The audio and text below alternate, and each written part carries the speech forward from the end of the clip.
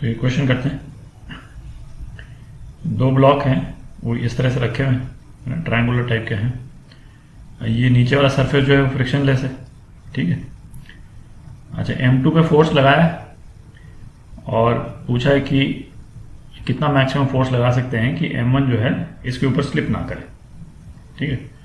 अच्छा, दोनों ब्लॉक्स के बीच में कोएफिशिएंट ऑफ फ्रिक्शन म्यू है और दोनों ब्लॉक्स का मास सेम है, तो मास तो बाद में करेंगे। चलिए, अच्छा, इसमें ना जैसे यदि ब्लॉक्स ऐसे होते है ना और यहाँ हम फोर्स लगाते तो ऊपर वाले ब्लॉक की टेंडेंसी होती है इस तरफ स्लिप करने की, है कि नहीं। इस तरफ स्लिप करता और इस तरफ स्लिप करता तो फ्रिक्शनल फोर्स जो है वो इस डायरेक्शन में लगता है ऊपर वाले ब्लॉक पे, ठीक है। तो इसको बस थोड़ा सा स्लांट कर दिया, तो इस केस में भी M1 ब्लॉक की टेंडेंसी होगी ऊपर की तरफ स्लिप करने की, ठीक है।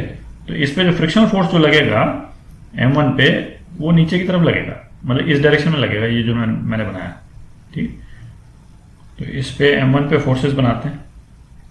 तो एक तो ये एंगल तो थीटा है, ये तो इसमें दे रखा है। अच्छा, इस पे नॉर्मल फोर्स लगेगा इस डायरेक्शन में, ठीक है, परपेंडिकुलर, ये नॉर्मल फोर्स, ठीक है। अच्छा, ये एंगल जो है वो थीटा हो जाएगा। क्यों हो जाएगा थीटा? नीचे ये M1G बल्कि, ठीक है, और ये एंगल थीटा होता है, ये एंगल थीटा होता है, तो ये अपोजिट एंगल हो गया, तो ये थीटा हो गया, ठीक है। अच्छा, फोर्स ऑफ फ्रिक्शन जो है वो इस डायरेक्शन में लगेगा इस पे, ये तो अभी अपन डिस्कस कर चुके हैं।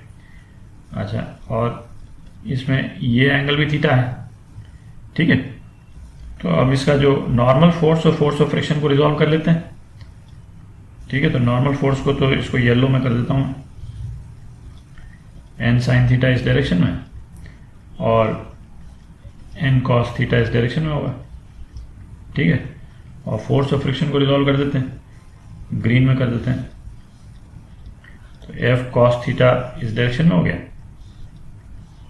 ठीक है, और F sin थीटा इस डायरेक्शन में हो गया, ठीक है।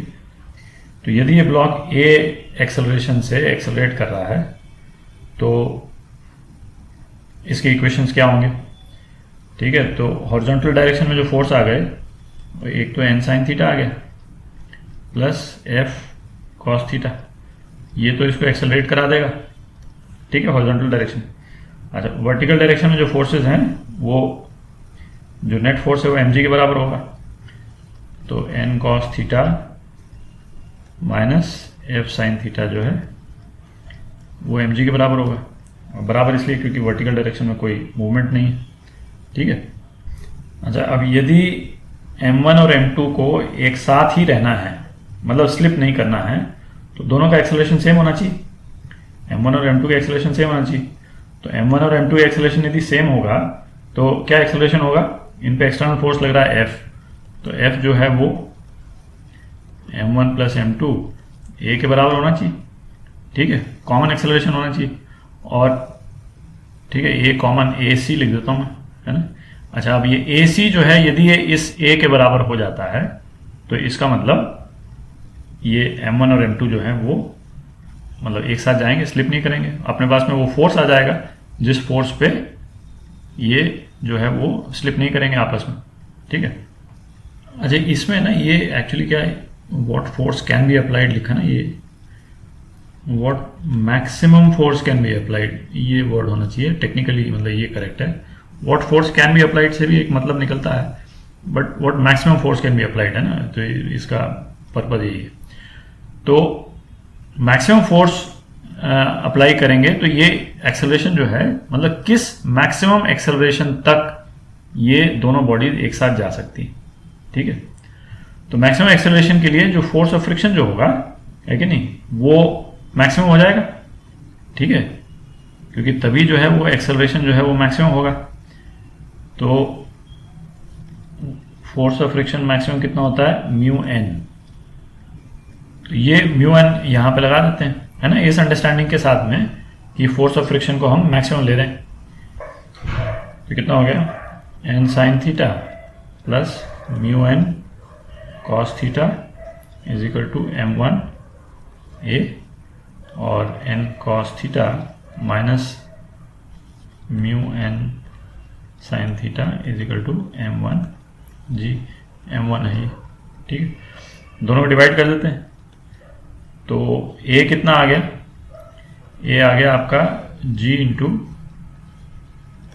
Sign theta plus mu cos theta upon cos theta minus mu sine theta, ठीक है।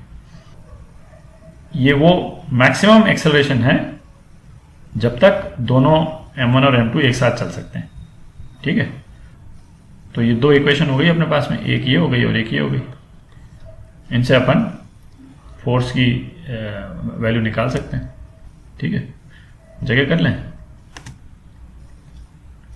तो इन दोनों को यूज किया तो फोर्स की क्या वैल्यू आ गई, फोर्स की वैल्यू आ गई m1 प्लस m2 जी इंटू ये जो ब्रैकेट में जो लिखा हुआ है ये पूरा का पूरा, ठीक है। ये वैल्यू आ गई, m1 m2 सेम है तो ये 2mg आ जाएगी। इसमें देखा मासेस दोनों के बराबर है, 2mg लिख दीजिए और फिर ये बीच का ब्रैकेट का आएगी, ठीक है। ये फोर्स ऑफ फ्रिक्शन को मैक्सिमम कब और क्यों लेते हैं, है कि नहीं, ये पॉइंट आपको क्लियर होना चाहिए, ये इंपॉर्टेंट पॉइंट है।